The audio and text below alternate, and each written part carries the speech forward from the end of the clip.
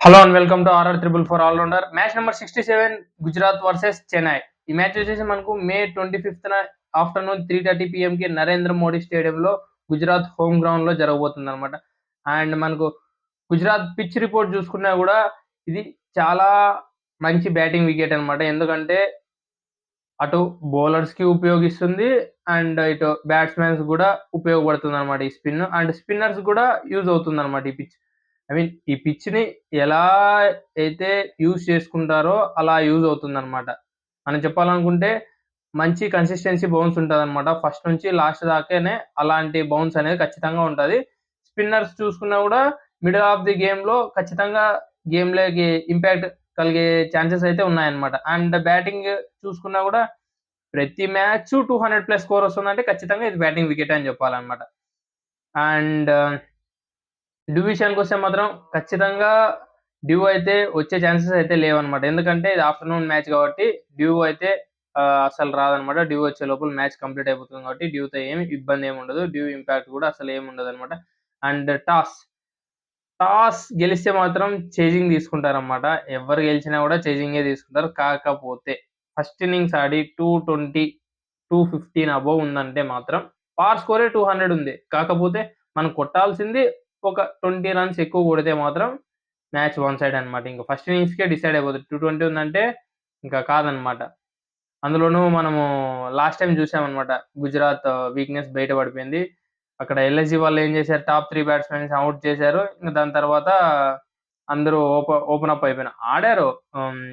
Rutherford అయ్యుండొచ్చు, షారుఖ్ ఖాన్ అయ్యుండొచ్చు ఆడారు. కాకపోతే వాళ్ళు ప్రతి మ్యాచ్ అదే కన్సిస్టెన్సీతో ఆడతారా అనేది తెలీదు కాబట్టి వాళ్ళు ముగ్గురిని ఔట్ చేశారంటే మాత్రం ఖచ్చితంగా ఇంకా వన్ సైడ్ అయినట్లే అన్నమాట. ముగ్గురు త్రిమూర్తులు ఉన్నట్లున్నారన్నమాట ఆ టీమ్‌కి. అండ్ ఇప్పటిదాకా జరిగిన మ్యాచెస్‌లో హెడ్ టు హెడ్ చూసుకుంటే మాత్రం వీళ్ళిద్దరూ ఇప్పటిదాకా 7 మ్యాచెస్ ఆడారన్నమాట. 7 మ్యాచెస్‌లో గూడా 4 మ్యాచెస్ గుజరాత్ వాళ్ళు గెలిస్తే 3 మ్యాచెస్ మాత్రమే చెన్నై వాళ్ళు గెలిచారన్నమాట. అండ్ జీటీ ప్లేయింగ్ లెవెన్‌లో ఏమైనా ప్రాబ్లమ్స్ ఉన్నాయా అంటే ప్రాబ్లమ్స్ ఏమి లేవు. కాకపోతే ఇంకా తర్వాత మ్యాచెస్‌లో ప్రాబ్లమ్స్ రావచ్చు. ఎందుకంటే ఇదే last match for Rabada and Jos Buttler. వీళ్ళిద్దరికీ ఇదే లాస్ట్ మ్యాచ్ అని నేనైతే అనుకుంటున్నా. అండ్ ఇంకా పర్లేదు మిగతా వాళ్ళందరూ సోగా పోతున్నారు. మంచిగా ఆడుతున్నారు కాబట్టి వాళ్ళు ఈ స్టేజ్‌లో ఉన్నారన్నమాట.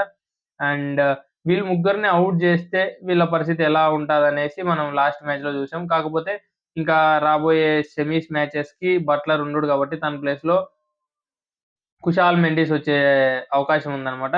తను ఎలా ఆడతాడనేసి మళ్ళీ అప్పుడు మాట్లాడుకుందాం ఆ మ్యాచ్ ప్రివ్యూలో. అండ్ కాకపోతే అప్పుడు టీమ్‌ని 3 మెంబర్స్‌ని చేంజ్ చేయాలి కాబట్టి కొద్దిగా ఏమన్నా ఇబ్బందులు రావచ్చనేసి నేనైతే అనుకుంటున్నా. బట్లర్ ఉండడు, రబాడా ఉండడు. ఇంకా ఏమన్నా చేంజెస్ చేయాలనుకుంటే ఇంకెక్కడ చేంజెస్ చేయాల్సిన అవసరం లేదు. వాళ్ళిద్దరే చేంజ్ గవ్వాలి. వాళ్ళ ప్లేస్‌లో వేరే వాళ్ళొస్తారన్నమాట. అండ్ క్వాడ్జీ రావచ్చు. తను కూడా సౌత్ ఆఫ్రికా ప్లేయరే కాబట్టి తను ఎళ్ళిపోతాడేమో నాకు సరిగ్గా తెలీదు. ఓకే. కనుక్కొని మరి అట్లా ఏమన్నా అప్‌డేట్ ఉన్నా గూడా మీకు అప్‌డేట్ ఇస్తానన్నమాట.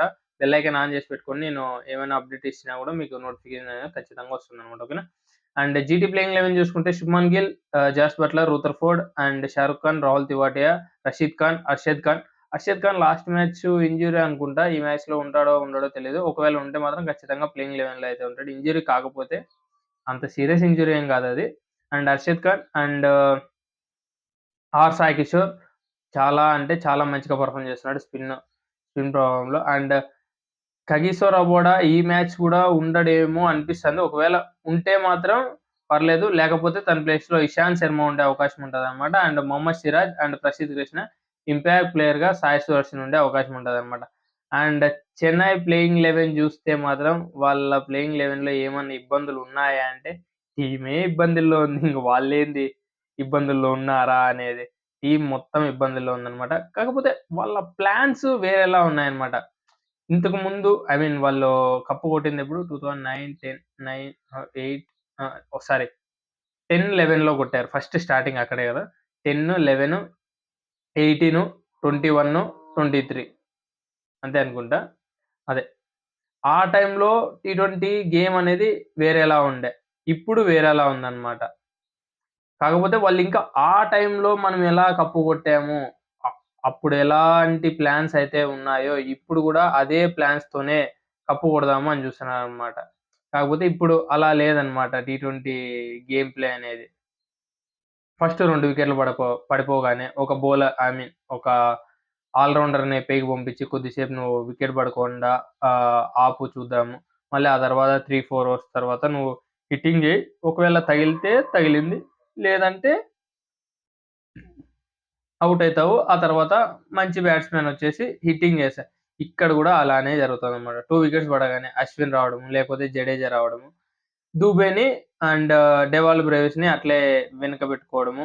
దాని తర్వాత వాళ్ళొచ్చి లాస్ట్ 20 బాల్స్‌లో, 25 బాల్స్‌లో ఓ 40 రన్స్, 50 రన్స్ కొట్టడం జరుగుతదనమాట. అలా గాకుండా వీళ్ళని కొద్దిగా ఇంకొద్దిగా ముందరే పంపించినారనుకో వికెట్స్ పడితేనే పంపించేయాల. ఆడరన్నా ఇంక ఆడరు అంతే. వికెట్స్ పడతన్నాయి. అలా అలా జేయడం వల్ల వీళ్ళు ఇంకా పార్ స్కోర్ 200 ఉందనుకో, వాళ్ళు దానికంటే ఇంకా 20 రన్స్ తక్కువ కొడతారనమాట. 180 కొడతారు. ఇంకా పార్ స్కోరే 200 20 రన్స్ తక్కువ కొడితే ఎలా ఉంటది? పార్ స్కోర్ 200 అంటే 210, 220 ఉండాల. అలా అయితేనే మ్యాచ్‌లు గెలుస్తారనమాట. లేకపోతే ఇంగ గెలిచరనమాట. వీళ్ళు అలాగే జేశారనమాట ఈ సీజన్‌లో. అండ్ ధోని. ఎంఎస్ ధోని గురించి చెప్పాలంటే ఇదే లాస్ట్ సీజన్ అయితే నేనైతే అనుకుంటున్నా. చూద్దాం ఈరోజు పోస్ట్ మ్యాచ్ ప్రెజెంటేషన్‌లో ఏమన్నా సర్ప్రైజ్ ఇస్తాడేమో ఫ్యాన్స్ అందరికి. కాకపోతే ఎప్పుడో లాస్ట్ సీజనే అనుకుంటా చెపాక్‌లోనే నా లాస్ట్ మ్యాచ్ అనేసి.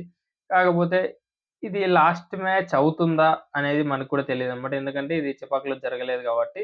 నరేంద్ర మోడీ స్టేడియంలో జరుగుతుంది. ఓకే. వచ్చే సీజన్‌లో ఏమన్నా ఫస్ట్ 2, 3 మ్యాచెస్ ఆడి చెపాక్‌లో లాస్ట్ మ్యాచ్ అని జెప్పాను గదా! అందుకే చెపాక్‌లో లాస్ట్ మ్యాచ్ ఆడి రిటైర్డ్ అయిపోతున్నాను. కాకపోతే ఒక మంచి ఫేర్‌వెల్ కప్పు తీసుకొని పోవాలి అని అనుకుంటున్నారేమో చెన్నై వాళ్ళు. అందుకనేసి అలాగే పెట్టుకొని ఆడిస్తున్నారేమో. You never know. చూద్దాం నెక్స్ట్ సీజన్ ఏమన్నా మళ్ళీ కమ్‌బ్యాక్ ఇచ్చి తను ఆడాలనుకున్నా తన బాడీ, తన ఏజు అవన్నీ సహకరించాలి. చూద్దాం ఎలా ఉంటదనేసి. అది ఇప్పుడే చెప్పడనమాట. నేను అప్పుడు చెప్తానని చెప్తాడు ధోని. ఖచ్చితంగా మీరు పోస్ట్ మ్యాచ్ ప్రెజెంటేషన్‌లో చూడండి. రిటైర్డ్ అయితే ఇవ్వడనమాట. మళ్ళీ అప్పుడు చూసుకుందామని జెప్పి వదిలేస్తాడు. ఒకవేళ అప్పుడు బాడీ సహకరించకపోతే రిటైర్డ్ అని పోస్ట్‌పోన్ చెప్పేస్తాడనమాట. అండ్ సీఎస్‌కే ప్లేయింగ్ 11లో చూసుకుంటే మాత్రం Ayush Mhatre, Devon Conway, Urvil Patel, Jadeja, Dewald Brevis and Shivam Dube, MS Dhoni, Anshul Kamboj, Ravichandran Ashwin, Noor Ahmad, Khaleel Ahmed impact ప్లేయర్‌గా మతీషా పతిరానా ఉండే అవకాశం ఉంటదనమాట. నాకు తెలిసి ఈ సీజన్‌లో లాస్ట్ మ్యాచ్ వచ్చేసి వీళ్ళకి ఇదే అన్నమాట. ఈ లాస్ట్ మ్యాచ్ తర్వాత ఈ టీమ్‌లో ఇంకా కనిపించరన్నమాట. ఒక ఇద్దరు, ముగ్గురు. వాళ్ళు ఎవరెవరంటే ఖచ్చితంగా రాహుల్ త్రిపాఠి ఒకవేళ తననేమన్నా ట్రస్ట్ చేసి బ్యాటింగ్ ఎబిలిటీ ఉంది కాబట్టి ట్రస్ట్ చేసి పెట్టుకుంటారేమో పెట్టుకోవచ్చు గానీ, అశ్విన్, అశ్విన్ అయితే ఖచ్చితంగా ఉండడు. అండ్ ఇంకొక ప్లేయర్ ఉన్నాడు. తను ట్రిప్ ఆహ్, విజయ్ శంకర్ గూడా ఖచ్చితంగా ఉండడన్నమాట. దీపక్ కూడా వీళ్ళు ముగ్గురు గూడా ఖచ్చితంగా ఉండే ఛాన్సెసే లేవన్నమాట. నాకు తెలిసి డెవాన్ కాన్వేని గూడా తన, తన బ్యాటింగ్ స్టైలు సరిపోదన్నమాట. టీ20కి తన బ్యాటింగ్ స్టైల్ సరిపోదు. తను గూడా ఉంటే ఉండొచ్చు, ఉండకపోవచ్చు. షి శివం దుబే ఏమన్నా తను భయపడుతున్నాడు. ఆడడానికి స్ట్రైక్ తీసుకొని నేను కొడతాను అని అవతల అపోజిట్ ప్లేయర్‌కి ఇవ్వలేకపోతున్నాడన్నమాట. నాకు తెలిసి ఖచ్చితంగా